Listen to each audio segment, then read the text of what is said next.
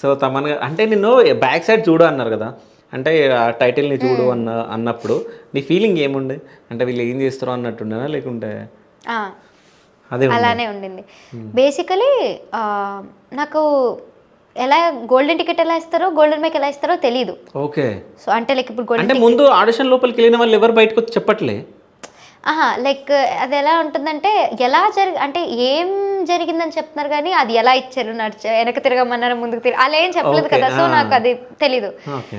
So ఇట్లా వెనక తిరగమనేసరికి like I was just hoping అంతే.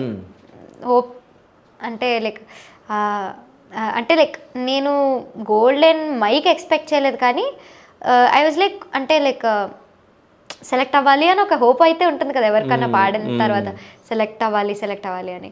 బట్ అది లైక్ ఏమంటారు, వెనక్కి తిరగమనేసరికి నాకు అంటే ఏదో వెనకేదో జరుగుతుందని తెలిసింది. బట్ సడన్గా కార్తిక్ సార్, తమన్ సార్ ఇట్లా వెనక నుంచి వచ్చేసరికి గీత అక్క కూడా వచ్చారు. సో అలా వచ్చి నాకు. సో ఆ వికెట్ ఎక్కడ పెట్టుకున్నావు? ఇంట్లో ఉంది. ఇంట్లో ఉందా? ఇంట్లో ఒక స్పెషల్ ప్లేస్లో పెట్టిందని. ఓకే. ఇంకా 2 వికెట్లు కొనొచ్చు కదా. అది నేను యాక్చువల్లీ వాటితో ఆడుకోకూడదు, వాటిని ఇట్లా పెట్టాలి అప్పుడే కదా. సో నీ ఫ్రెండ్స్ ఎవరన్నా ఏమన్నా అనడం జరిగిందా, అంటే పర్టికులర్గా ఆ ఎపిసోడ్ చూసిన తర్వాత? అంటే మా రిలేటివ్స్ కానీ, మా ఫ్రెండ్స్ కానీ, డాడీ మమ్మీకి తెలిసిన వాళ్ళు కానీ చాలామంది చాలా బాగా ఎంకరేజ్ చేశారనమాట అది ఆ ఎపిసోడ్ చూసాక.